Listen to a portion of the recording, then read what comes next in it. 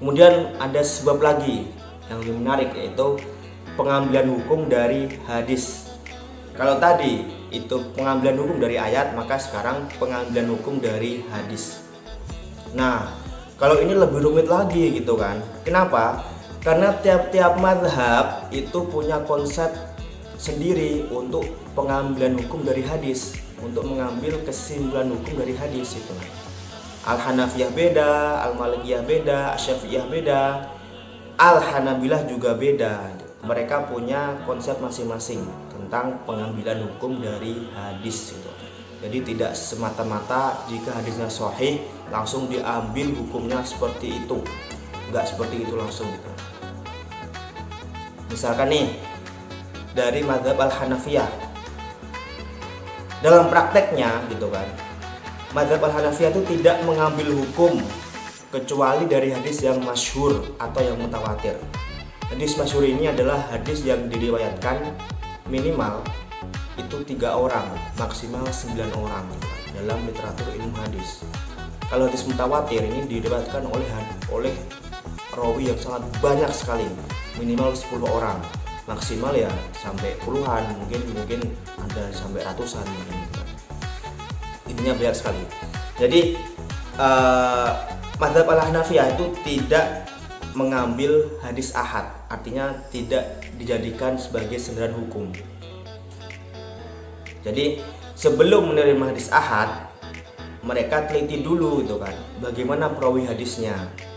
Kalau perawi hadisnya ternyata menyelisihi apa yang diriwayatkan, maka hadis tersebut tidak lolos dalam fit and proper test dalam mazhab Al-Hanafiyah untuk dijadikan dalil hukum seperti itu.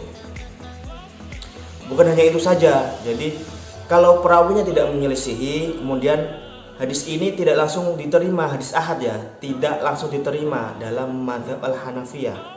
Ada tes lagi nih yang diujikan untuk perawi yang tunggal. Jadi hadis ahad ini merupakan hadis yang diriwayatkan oleh perawi satu, tunggal, hanya satu gitu ya.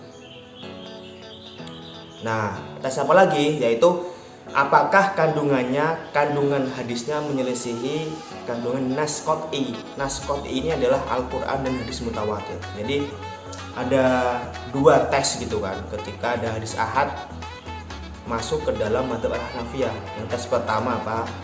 Yaitu apakah perawinya menyelisihi yang diriwayatkan. Kalau lolos, belum lolos lagi nih, ada satu lagi. Yang kedua yaitu apakah kandungan hadisnya itu menyelisih nas qot'i, yaitu Al-Quran dan hadis mutawatir. Jika 2 tes ini lolos, 2 seleksi ini lolos, maka hadis ahad bisa lolos dalam mazhab Al-Hanafiyah. Tapi jika tidak lolos, maka ya nggak lolos, artinya tidak lulus uji gitu. Jadi intinya dalam mazhab Al-Hanafiyah ini mereka sangat ketat sekali dalam menerima hadis, terutama hadis ahad gitu kan. Mereka hanya menerima langsung tanpa uji, tanpa leles, tanpa tes itu hadis mutawatir dan hadis masyhur yang tadi sudah saya jelaskan.